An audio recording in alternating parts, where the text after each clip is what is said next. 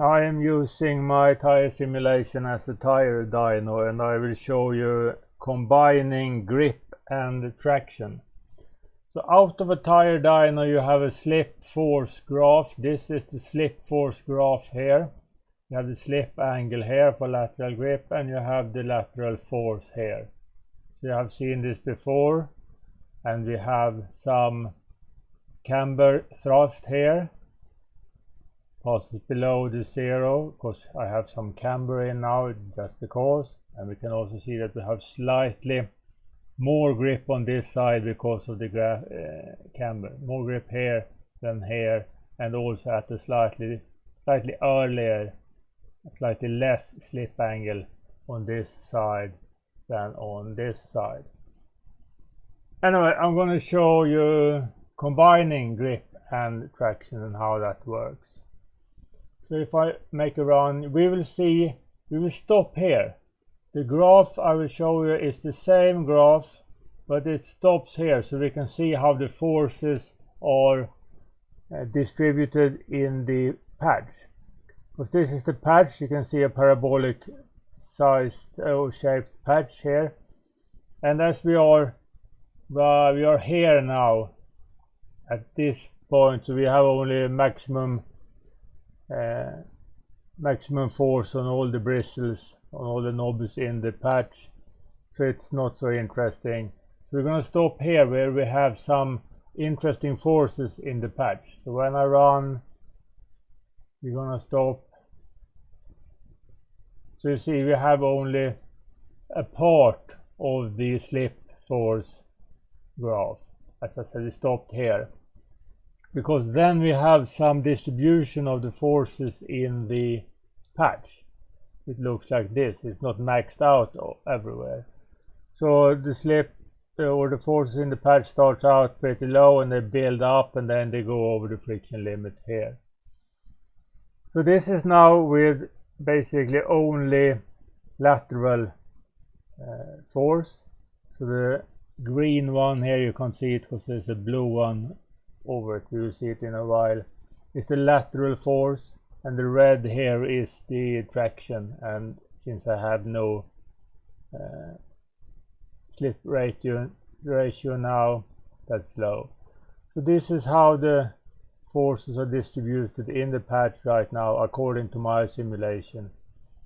And these diamonds and stars are the overturning moment, center of overturning moment, and the force center for the tangential grip. So now we have the first run of the combined traction and grip simulation.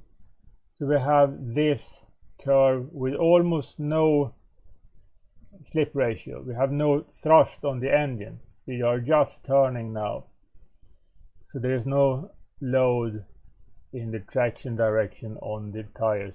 All the load on the tire are in the lateral direction. So you can see we have just about 4,000 Newton maximum force when we are using it only maximum force when we are using only lateral grip. Everything goes to lateral grip, none of it goes to traction.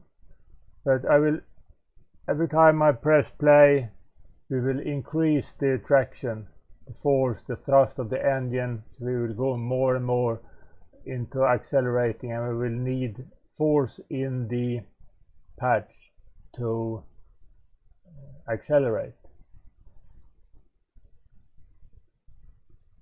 So now we are using a little bit of the force for accelerating, and you can see we have slightly lower maximum grip here because some of the traction, some of the grip traction, the friction in the tire goes to traction and not to grip. And we can see this here. This is the old distribution, and now I have a new distribution that's slightly higher. We are using more of the tire's grip in the patch now. There's a higher force there, and we can also see a distribution between the red is the traction. At the last run we had no traction forces.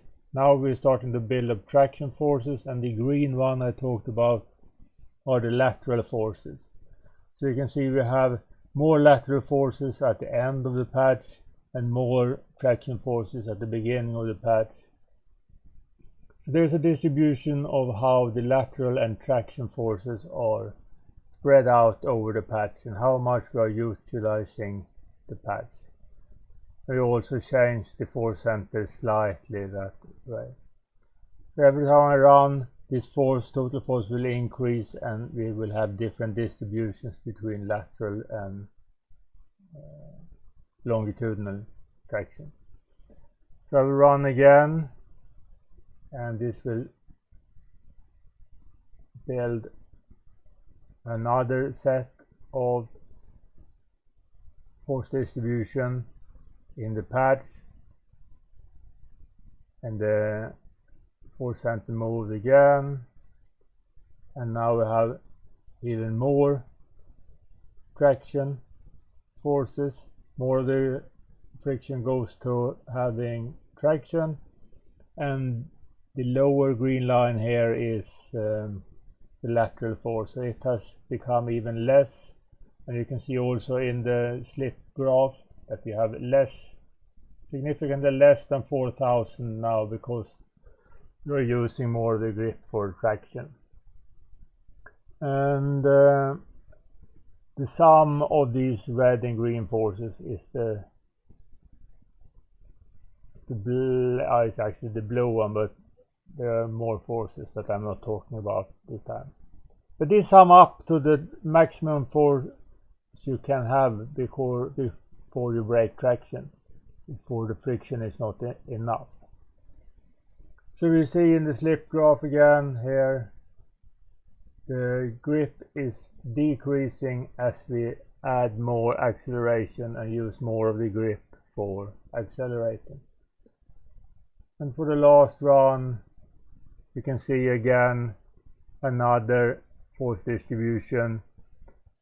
In the beginning of the patch, we have a lot of the grip goes to traction, not so much to the lateral grip, but at the end of the patch we have more of the lateral grip and less of the traction.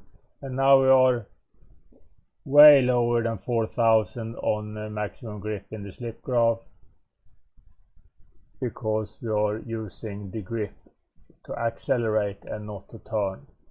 So this is simulating how traction and grip cooperate and share the patch, so that you can both accelerate and turn at the same time. And since the force centers change when you do this, because the distribution of the forces are this way, this will change the over or understeer of the car and how it feels. You have to know where the force is applied as well. So I'm simulating this. This is not something I made up empirically because I think, oh, it should feel like it. These are differential equations that I are solving in MATLAB, and these are the results. None of it is my feeling about how something should be. It's purely physics and math, and it does match up with what I think should happen, but it's really just mathematical equations and physics.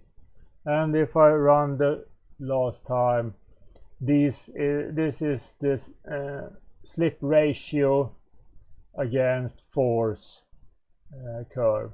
We did only 4 runs now, so this is pretty sparse, but you see we started out with very little traction, very little acceleration, and then we increased it and increased it and increased it, and we saw how the lateral grip had to decrease to accommodate for the acceleration forces in the patch.